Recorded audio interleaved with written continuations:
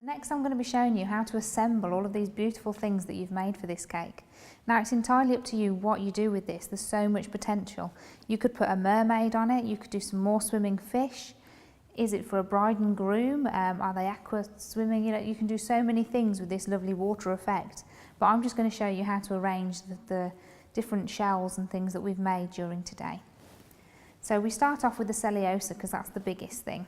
And we're going to add a little bit of height. Now what I've done here is I've made some coral out of flour paste. The reason I've done flour paste is because it's going to dry hard and I can push these wires into it.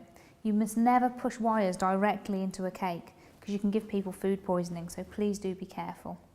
So we're going to look at the height on that and see we don't need it quite that high.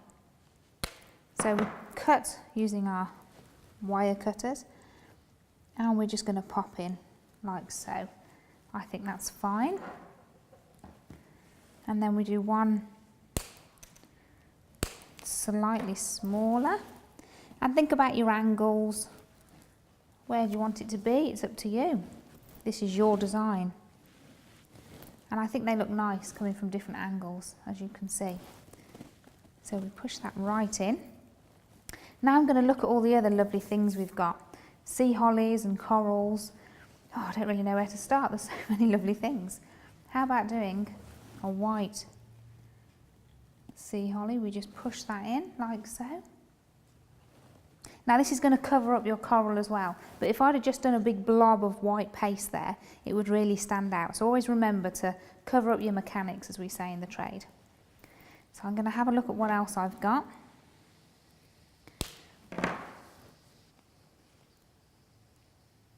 So now I'm going to push in another sea holly, slightly different colour.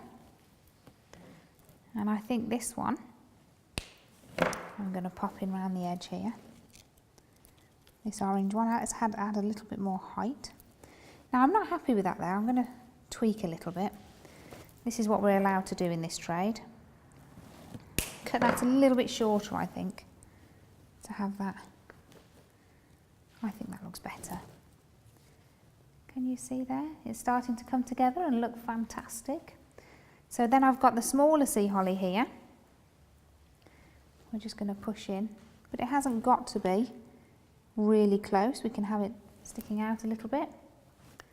There's another white one here, and I've just coloured the tips of this one with a little bit of black and then put some glitter on. You've got to add a little bit of glitter to everything. And we just gently push that in. So you can see, by using the paste that I'm using, I'm not affecting the cake at all, it's all on there.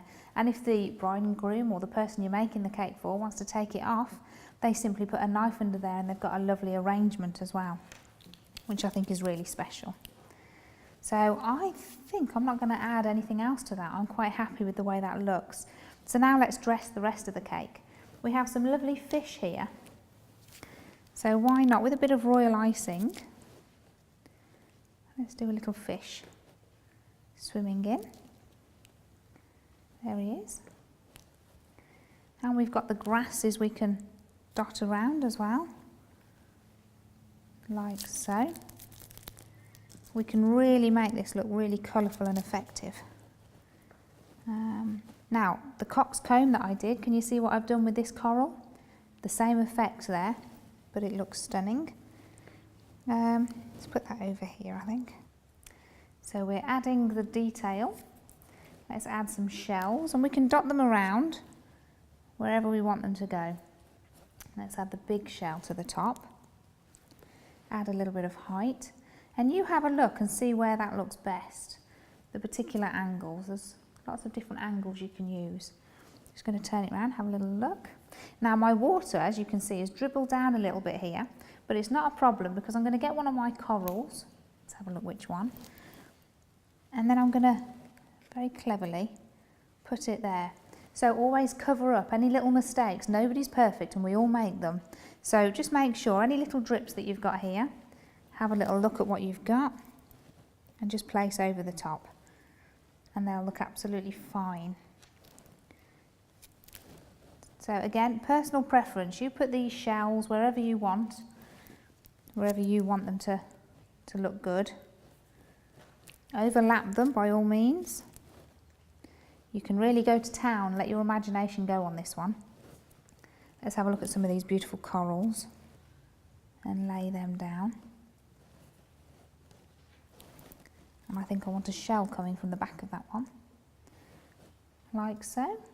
That's looking fantastic. Okay, so I've just finished adding a few little bits here. Now the next thing I'm going to show you, if you can remember, we did the centres of the sea holly and we did these little spikes. Now the wonderful thing about these look like little sea urchins and things. So I'm just going to very carefully cut the wire short and then push them into little gaps that I have where I think they might look nice. They add a little bit of detail, look a little bit interesting as well. Let's put a few in here. Again, just to add a little bit of interest. You can barely see it, but when people come and look closely, they'll enjoy seeing the different things that we've done.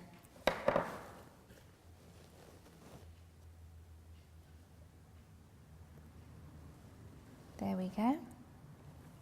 And then we will just add a few more little green bits. Now it's important to have it looking good all the way round.